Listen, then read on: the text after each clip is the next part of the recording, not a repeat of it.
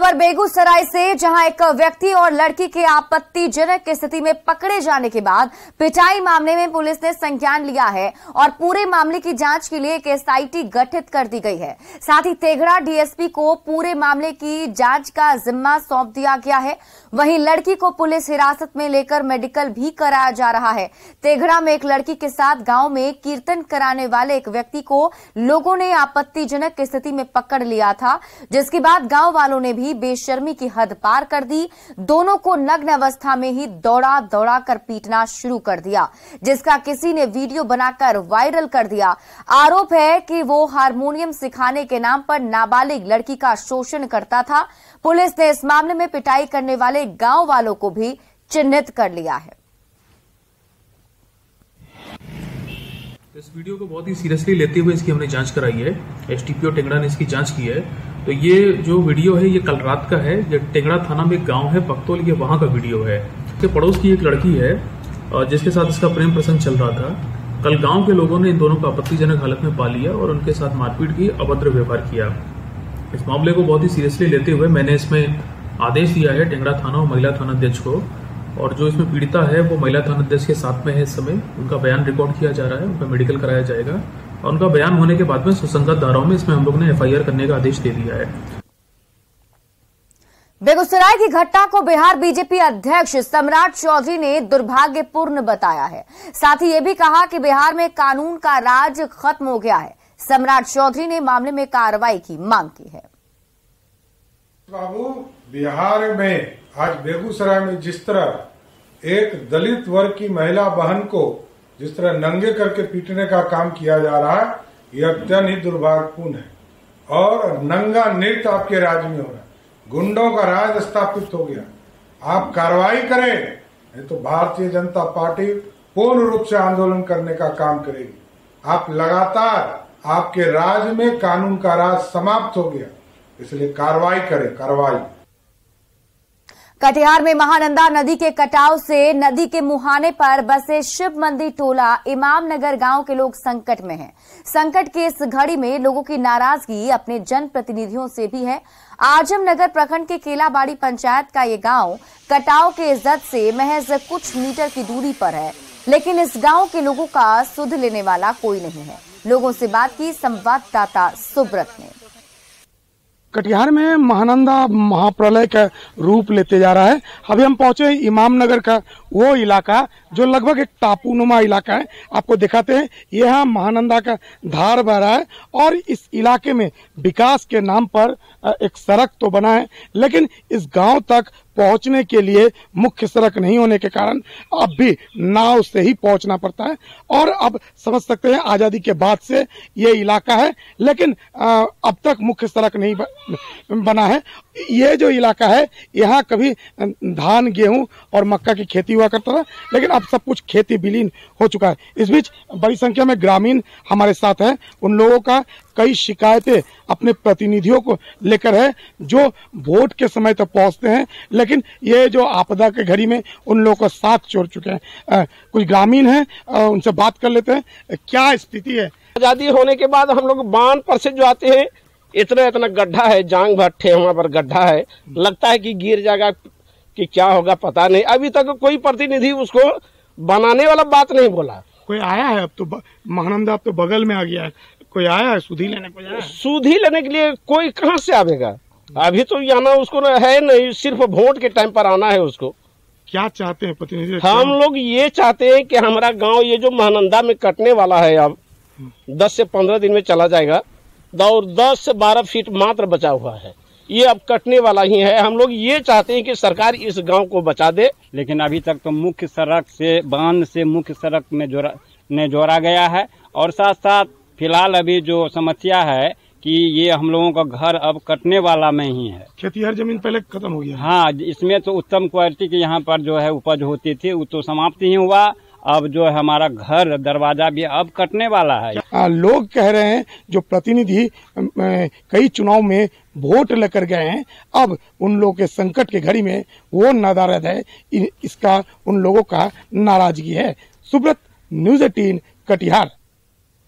मुंगेर में गंगा के जलस्तर में इजाफा हो रहा है, जिस कारण जिले में अब गंगा का जलस्तर 35.01 मीटर तक पहुंच गया है। हालांकि अभी बाढ़ की कोई संभावना नहीं है, पर जिस रफ्तार से गंगा में जलस्तर बढ़ रहा है, अगर यही रफ्तार रहा तो आने वाले दिनों में गंगा का जलस्तर डेंजर लेवल को छू सकता है और निचले इलाकों में पानी घुस सकता है। जायजा लिया संवाददाता अरुण शर्मा ने। जिले में गंगा के पानी में काफी तेजी दर्ज की गई है।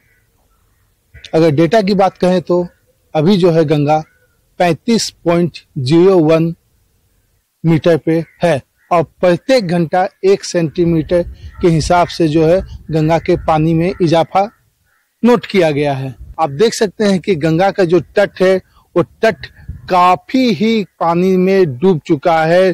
तट के लेवल तक जो जमीन है, जो सूखा हुआ जमीन है, उस जमीन के लेवल तक अब गंगा का जो है वो पानी आ गया है। साथ में ही जो दियोया के जो पंचायत है, उन पंचायतों के ग्रामीण जो है यहाँ नाव से वहां तक जाते हैं। हम उनसे ही जानेंगे कि गंगा की क्या स्थिति है, क्योंकि ये इनका जो डेली का जो है आना जाना है। गंगा की क्या स्थिति है सर? गंगा के पानी जो रफ्तार जिस स्थिति से बढ़ रहा है, अगर सर 1-2 मीटर पानी बढ़ेगा तो निचला इलाका में सीताचढ़ी में सर पानी घुस जाएगा। गांव में कैसा पानी है? गांव में बहुत तेजी से पानी बढ़ रहा है ना। एक सप्ताह को बाद यदि इतना पानी बढ़ेगा तो गांव में पानी घुस जाएगा। बहुत मानसिक दिक्कत होगा, आदमी को दिक्कत होगा। एक सप्ताह बाद अगर पानी की यही स्थिति हुई तो एक सप्ताह के बाद जो है गंगा का पानी वो जो गंगा के तट के जो निचले इलाकाओं हैं, उन पंचायतों में, उन गांवों में जो पानी जो है घुस जाएगा। उसके बाद जो मवेशी है, मवेशियों को काफी दिक्कत होगी। जो वहाँ के स्थानीय लोग हैं उनको काफी दिक्कत। हालांकि अभी ऐसी कोई बात संभावना नहीं है, लेकिन गंगा की यही स्थिति हुई तो आने वाले दिनों में बाढ़ जैसी स्थिति उत्पन्न हो सकती है। अरुण शर्मा, न्यूज 18 मुंगेर। सुपौल में जल संसाधन मंत्री संजय कुमार झा ने पश्चिमी कोसी तटबंध का जायजा लिया। निरीक्षण के दौरान उनके साथ अपर मुख्य सचिव, डीएम, एसपी सहित कई अधिकारी मौजूद रहे। निरीक्षण के बाद पश्चिमी कोसी तटबंध के निरीक्षण भवन में उन्होंने विश्राम और अल्पाहार किया। इसके बाद मझारी सिकरहट्टा बांध का जायजा लेते हुए कोसी बराज के लिए रवाना हो गए। इस दौरान उन्होंने कहा कि कोसी नदी का जलस्तर फिलहाल नियंत्रण में है और तटबंध की स्थिति सुदृढ़ है। जहां भी इस स्तर पर कटाव स्थिति है, वहां पर फ्लड फाइटिंग का काम किया जा रहा है। माना जाता है कि 50-60 साल बराज का एज होता है, मैक्सिमम 100। तो 60 साल के बाद तो नीचे ही जाएगा ना उसका लाइफ। इसलिए वो एक विषय है जो हम लोगों के लिए, सरकार के लिए इम्पोर्टेंट है और जल्दी ही कोसी बराज का एक पूरा स्टडी करके उसको रेट्रोफिटिंग करना है। जो भी उसमें काम करना है उस काम को करें। बड़ी खबर समस्तीपुर से आपको बता दें, जहां मुफस्सिल थाना क्षेत्र के दूधपुरा में भारी मात्रा में शराब बरामद की गई है। लगभग 50 लाख रुपए की शराब बरामद की गई। वार्ड संख्या 4 से अंग्रेजी शराब बरामद की गई है। बताया जा रहा है कि दूधपुरा रेलवे गुमटी के बगल में एक बंद मकान के भीतर लगभग 200 कार्टन विदेशी शराब रखी गई थी। अजय कुमार स्वामीनाथन के घर से शराब मिली है। पुलिस की टीम शराब तस्करों की गिरफ्तारी के लिए छापेमारी कर रही है। जब्त शराब की कीमत लगभग 50 लाख रुपए बताई जा रही है।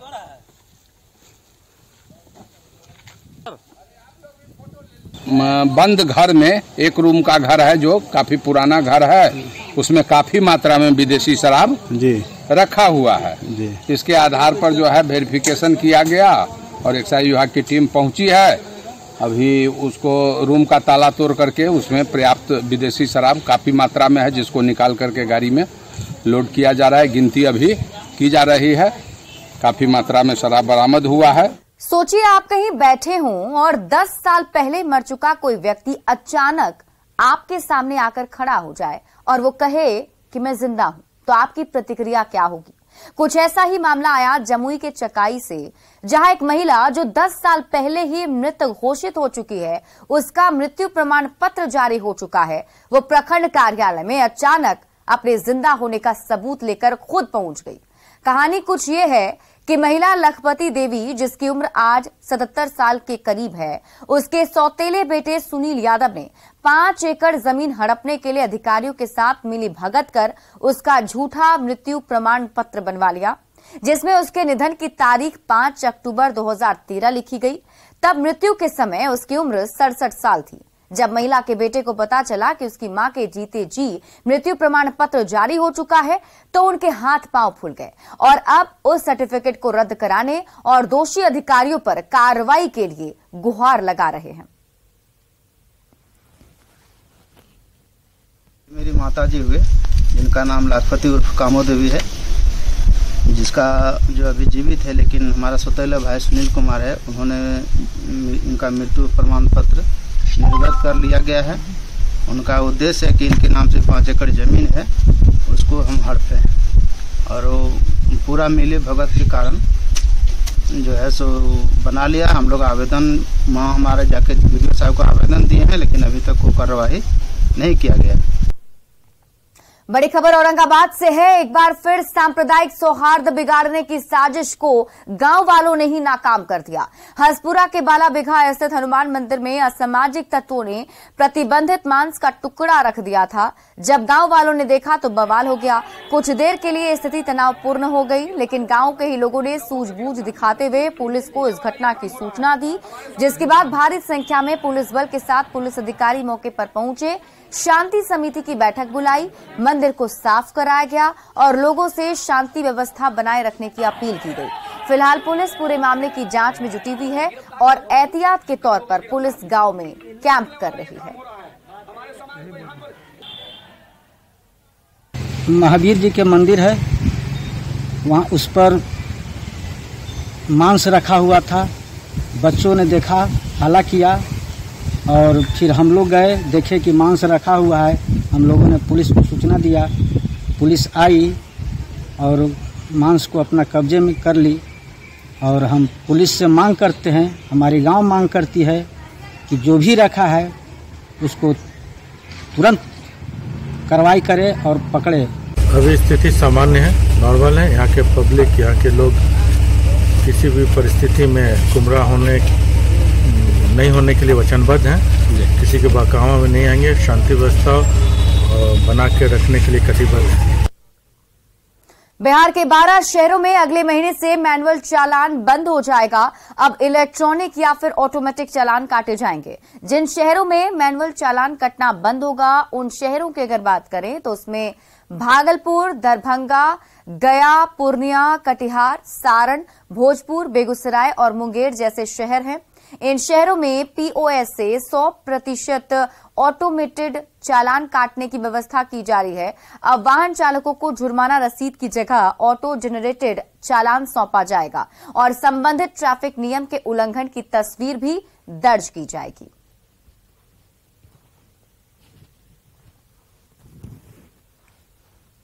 हमारी कोशिश ये है कि जो 12 सैंक्शन ट्रैफिक के लिए सैंक्शन बल जिन जिलों में है, वहां पर हम अगले कुछ दिनों में पूरी तरह से मैनुअल चालान को बंद करने जा रहे हैं और हैंडहेल्ड डिवाइस के माध्यम से उनको हम 100% आच्छादित कर देंगे और इस माध्यम से उनका ई चालान अब निर्गत हो सकेगा।